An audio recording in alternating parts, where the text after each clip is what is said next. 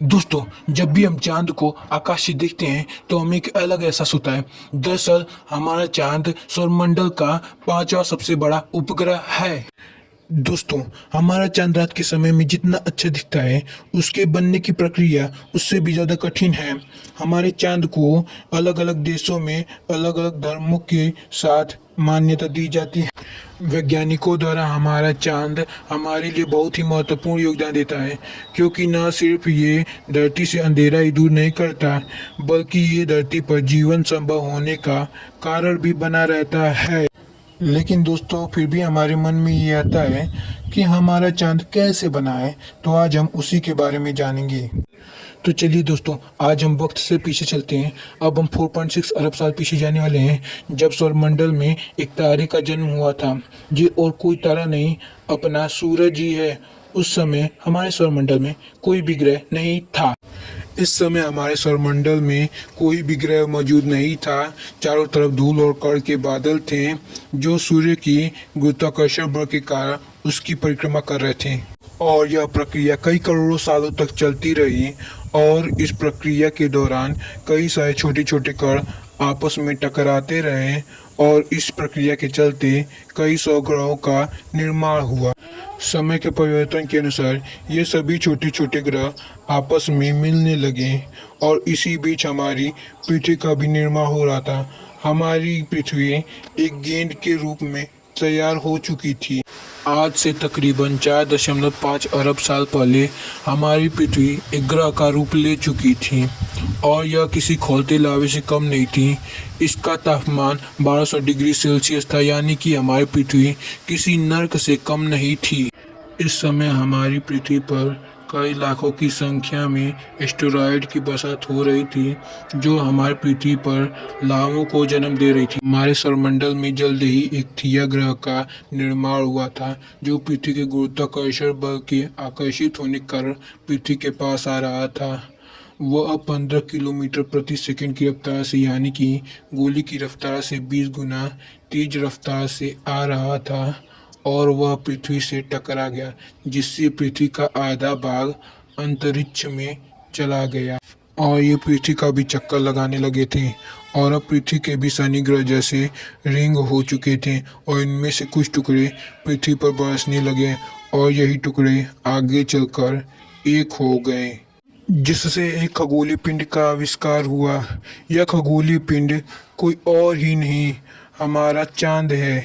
हमारा चांद उस समय धरती से काफ़ी ज़्यादा करीब था, इसलिए वह हमें बहुत बड़ा दिख रहा था। और हमारा चांद किसी आग के गोले से कम नहीं था, क्योंकि इसकी सतह काफ़ी ज़्यादा गर्म थी। ये हमारी धरती पर काफ़ी अधिक गुरुत्वाकर्षण बल डाल रहा था। अब आपको हम ऐसी बात बताने वाले हैं जिसके बारे में शायद आप नहीं जानते। Gas giant planet. इस समय सभी ग्रह अपनी ऑर्बिट में बदलाव कर रहे थे, और एस्टेरॉयड और कॉमेट अपने अंदर एक ग्रेविटेशनल मैच तैयार कर रहे थे। हमारे सौरमंडल के आंतरिक भाग, जैसे बुध, शनि ग्रह और हमारी पृथ्वी के ऊपर दबाव डाल रहे थे, और इस प्रक्रिया को द लेट हैवी बम्बार्डमेंट कहते हैं।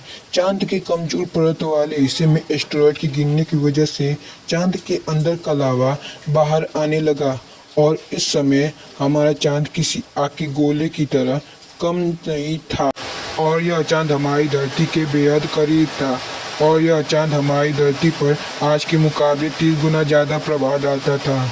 और इस समय हमारी धरती पर एक दिन 24 घंटे का नहीं, एक दिन 6 घंटे का हुआ करता था।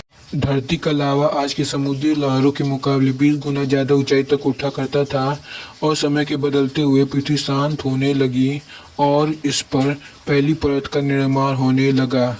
एक बार फिर धरती पर एस्टेरॉयड गिरा, और उसमें बर्फ भी थी, जिसकी वजह से पृथ्वी पर महासागरों का निर्माण हुआ, और इसकी वजह से चांद भी धीरे धीरे ठंडा होने लगा, और उस पर का लावा धीरे धीरे रिस कर बाहर आने लगा, और उस पर काले काले धब्बे बन चुके थे। तो दोस्तों समय के अनुसार हमारा चांद पूरी तरह से ठंडा हो चुका था।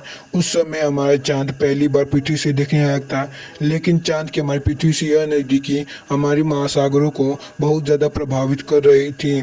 चांद का गुरुत्वाकर्षण बल की वजह से हमारे समुद्र में आज के मुकाबले 20 गुना ज़्यादा ऊंचाई तक समुद्री लहरें उठा करती थीं और आए दिन समुद्र में बड़े बड़े तूफान आया करते थे और ज्वार भाटे भी उठा करते थे। समय के अनुसार हमारा चांद हमारी पृथ्वी से बहुत दूर जाने लगा और हमारे समुद्र में समुद्री लहरें और ज्वार भाटे भी उठना कम हो गए और हमारे समुद्र की लहरें भी उठना कम हो गई। 3.8 अरब साल पहले फिर से चांद पर एस्टेरॉयड की बारिश हुई।